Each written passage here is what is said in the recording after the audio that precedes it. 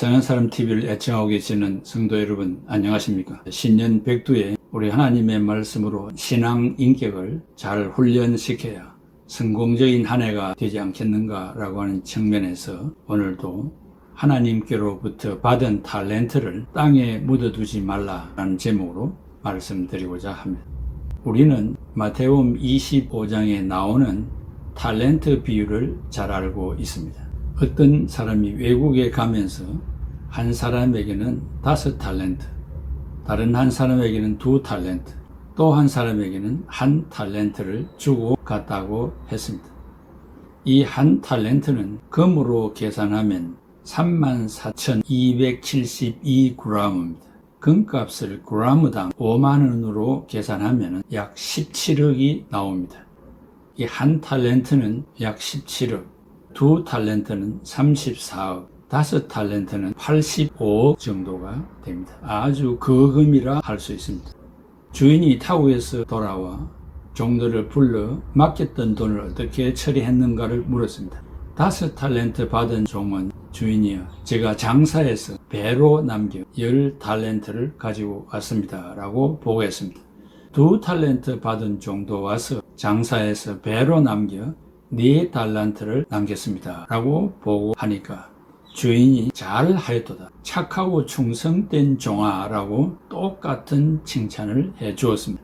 Well done, good and faithful slave 라고 했습니다.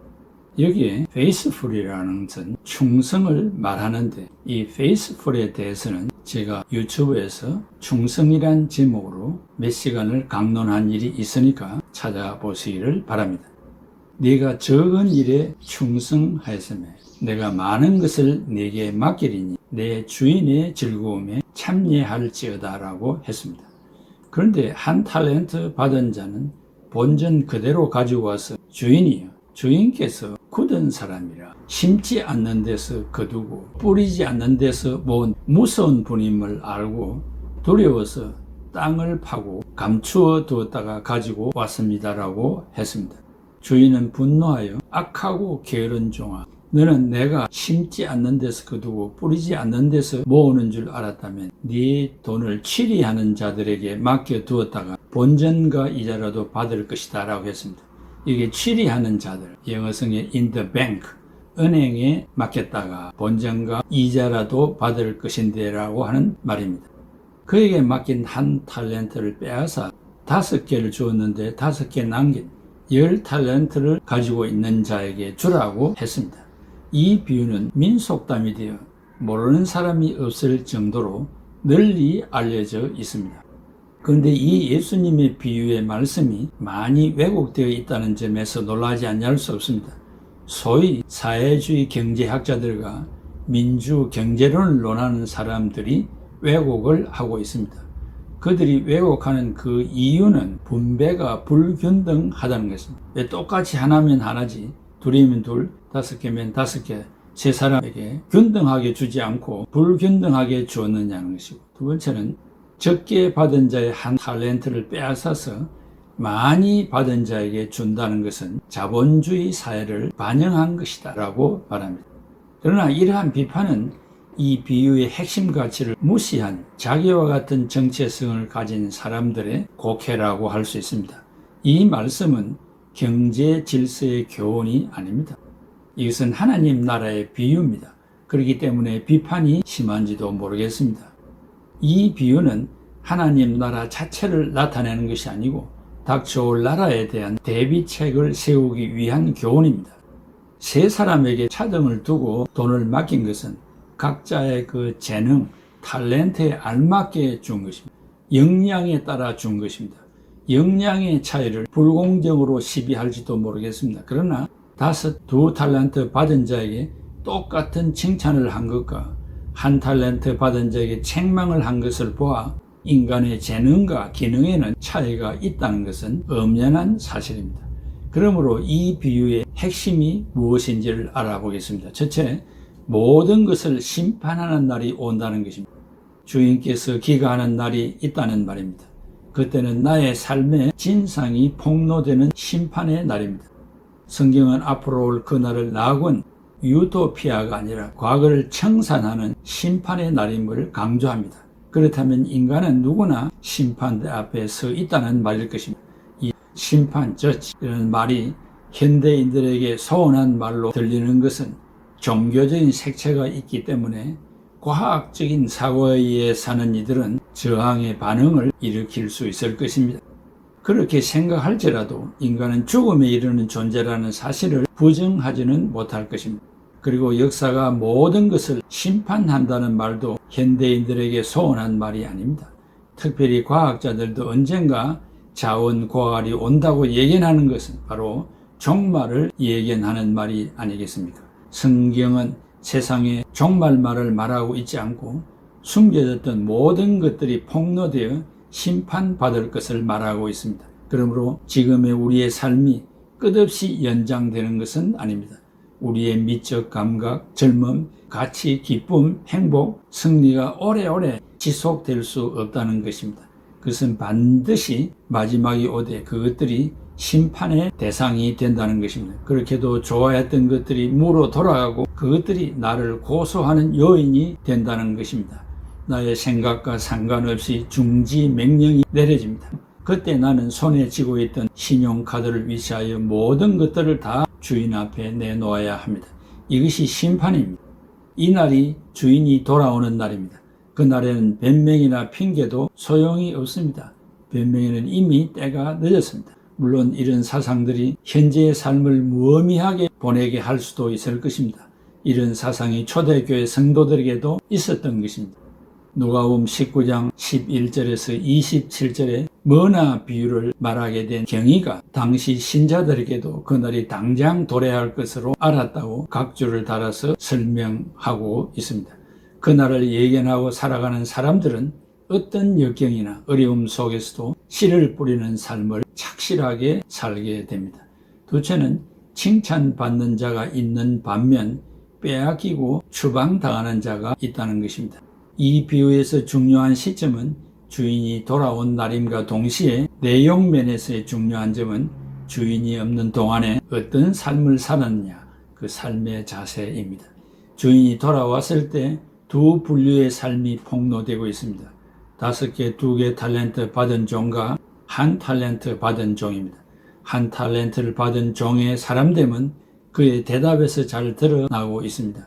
주인이여, 당신은 굳은 사람이라 심지 않는 데서 거두고 해치지 않는 데서 모으는 줄을 알았으므로 두려워하여 땅에 묻어두었나이다 라고 했습니다. 이 사람은 관찰한 대로 처신한 사람입니다. 자기 나름대로의 관찰입니다. 편견과 무지의 입장에서 관찰하고 있습니다. 주인에 대해서 무섭다고 했고 추측과 비판이 많습니다. 자신은 있는 것을 보관하고 유지하는 것으로 만족하고 변화나 개선이나 도전 의식이 전혀 없이 노력하지 않고 남만 비판하는 자입니다. 그러나 주인은 많은 재산을 타인에게 능력대로 나누어 주었고 열매를 맺은 사람에게는 앞으로 큰 일을 맡기겠다고 했고 종이 주인의 즐거움에 참여하는 축복도 받았습니다. 그런데 1 탤런트 받은 이 사람의 관찰은 자기 의무를 행치 않는 게으른 자의 핑계에 불과합니다. 항상 남을 관찰만 하고 사는 자들이 교회 안에도 있고 이 사회에도 있습니다. 이런 사람은 어디를 가든지 무슨 일을 하든지 팔짱을 끼고 주변을 두루번거리며 무의도식, 즉 하는 일 없이 놀고 먹는 자, 그런 사람이 있습니다.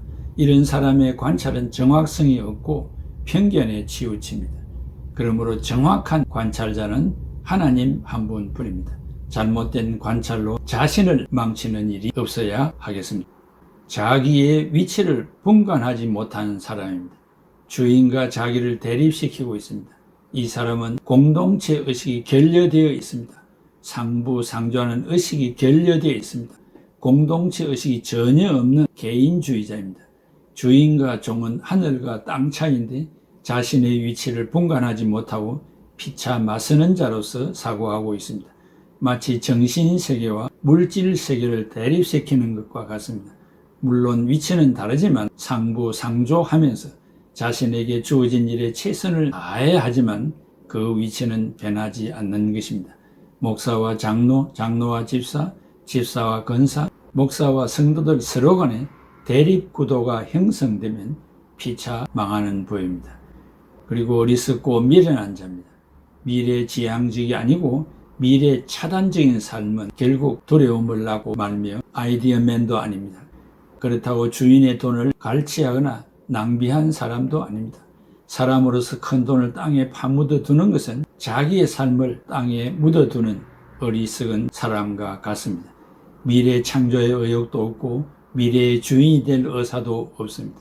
하루의 삶은 묻어두는 삶, 공허한 삶이 되고 말았습니다.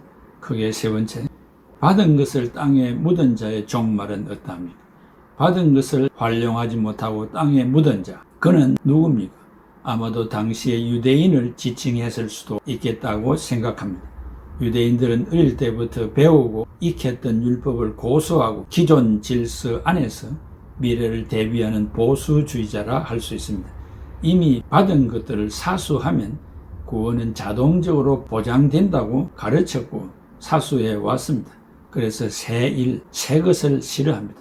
그래야 유대인들은 율법을 지키지 않으면서도 아브라함이 우리의 조상이라고 부르짖었습니다. 즉 아브라함이 우리를 구원해 줄 것이라고 믿은 것입니다.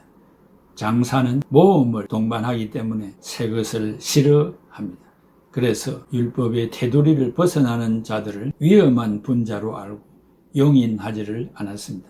유대인은 배타적이고 이기적인 삶을 고수했기 때문에 고립되기도 했습니다. 초대 그리스도인들은 이 비유에서 아직 유대교의 테두리 안에 자리를 잡고 그들이 듣고 배운 예수에 대한 부분적인 것들을 보수하려는 결과 예루살렘을 벗어나지 못했고 이방 세계를 정복한다는 것은 어려운 일이었습니다. 그리하여 이방인을 위한 선교사 파송까지 반대하였고 저들은 받은 것을 땅에 파묻어둔 사람들이라 할 수 있습니다. 현대에도 이런 류의 크리스찬들이 많이 있다고 생각합니다. 즉 우물한 개구리와 같은 사고를 하는 사람들로 인해서 교회 부흥이 늦어지고 있는 행편입니다. 조상으로부터 물려받은 전통적인 교리에 안주하려는 자들은 지금 세계의 변천과 새로운 신학사조나 성경에 대한 새로운 이해를 들으려고도 하지도 않고 이미 받은 전통이나 신앙에 대해 사수만 하면 된다고 생각합니다. 고리타분한 기득권을 지키려고 안주하는 자들입니다. 언제나 종교단체 안에는 이 두 세력의 갈등이 끊어지지를 않고 있습니다. 신앙은 전투입니다. 모험입니다. 그것을 땅에 묻어두는 것을 최선이라고 고집하고 있습니다. 신앙이 삶이라면 결코 저장할 수가 없을 것이며 저축이 불가능할 것입니다. 신앙은 삶의 자세입니다. 삶을 어떻게 땅에 묻어둘 수가 있다는 말씀입니까? 기독교는 불교나 히랍 사상의 주류처럼 내가 간직하고 지키고 그것을 연마함으로 수호된다고 믿지 않습니다. 생활은 저장되는 것이 아니라 결단으로 창조되는 것이며 확대되고 확산되는 것입니다. 우리가 생활의 터전에서 양자 중에 결단하여 올바른 하나를 선택할 때 신앙은 생동하게 됩니다. 올바른 삶은 선택의 결단에서 스파크처럼 점철되는 것이지 지키거나 보존하는 데서 생기는 것은 아닙니다. 선이라는 것도 기존의 실체가 아닙니다. 현실 속에서 선택함으로 한쪽을 희생함으로써 얻어지는 것입니다. 그러므로 미워하지도 않고 사랑하지도 않는 중립적이고 불관여의 무관심의 상태는 선이나 바르게 사는 것으로 보지 않습니다. 다섯, 2달란트를 받은 자들은 땅에 묻지 않고 투자함으로 활용을 했습니다. 투자한다는 것은 전액을 내놓는 것이고 잃을 수도 있는 모험이라고 할 수 있습니다. 자본금을 지키든 잃든 위험 속에 내맡기는 것입니다. 신앙의 행위가 그렇고 선한 삶이 그런 것입니다. 잃어도 열심히 하고 상도율을 지키고 구제하며 장사할 때 인정을 받을 수가 있는 것입니다. 땅에 묻어두었다가 다시 찾는 것이 신앙생활은 아닙니다. 사랑하는 성도 여러분, 결론을 맺습니다. 땅에 묻어두면 심판의 날이 옵니다. 그것은 악하고 게으른 종이 되며 받은 것까지도 빼앗기는 비참함이 닥쳐옵니다. 결코 탤런트를 땅에 묻어두는 어리석은 자들이 되지 않기를 바랍니다. 출석하는 교회에 나에게 주신 탈렌트를 헌신적으로 활용할 수 있는 기회가 왔음에도 불구하고 여러 가지 핑계로 기회를 놓치는 것은 땅에 묻어두는 행위일 것입니다.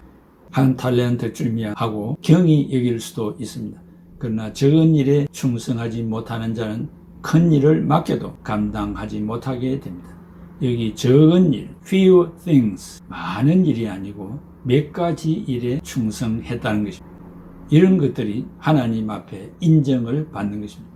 새해에는 열심히 하여 섬기는 교회와 사업장과 직장과 가정에서 2 탈렌트를 받아 배로 남긴 자들이 칭찬을 받은 것처럼 우리들도 잘하였도다, 착하고 충성된 종아라는 칭찬을 듣는 여러분들이 되시기를 기원하며, 하나님으로부터 이 칭찬보다 더 큰 축복된 칭찬은 없다는 점에서 우리 모두가 다 이 칭찬을 받았으면 좋겠습니다. 기도합시다. 아버지 하나님, 금년 한 해를 또 살아가게 됩니다. 어찌해야 하나님 앞에 영광을 돌리고 보람된 삶을 살 수가 있겠습니까? 각자의 재능대로, 역량대로 탈렌트를 다 주셨습니다. 갈고 닦고 빛을 내어 주신 하나님 앞에 영광 돌리고 이타주의적인 삶을 살아가고 우리가 처한 데서 나에게 주신 탈렌트를 빛내어서 많은 사람들에게 유익되게 하고 궁극적으로 하나님 앞에 영광 돌리는 삶을 살게 하여 주시옵소서. 예수님의 이름으로 기도하옵나이다. 아멘. 나에게 건강 있는 곳 주님을 알아준 것인데, 나에게 지식 있는 것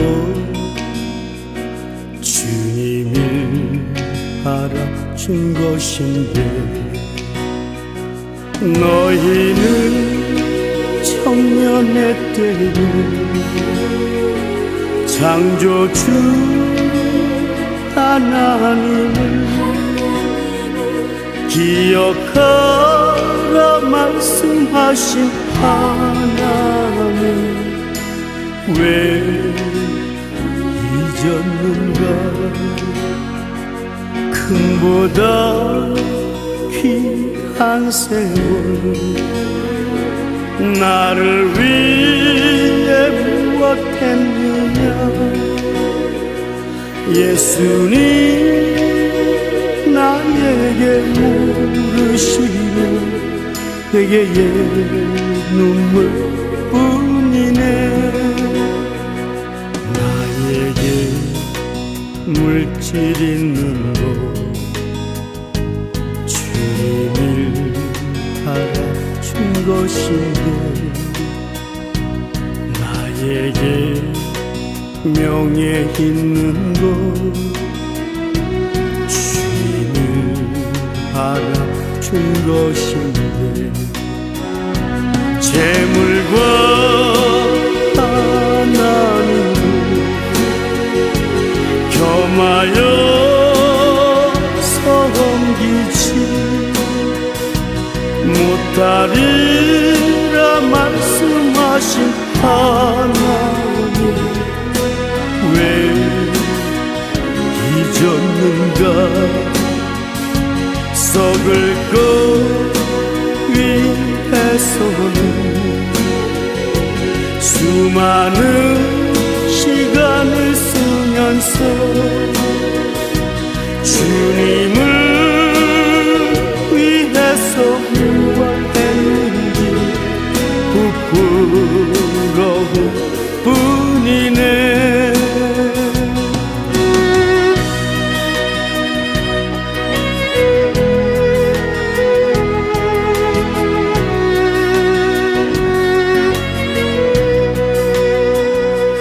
나에게 하나님 하는 그것은 족하지요.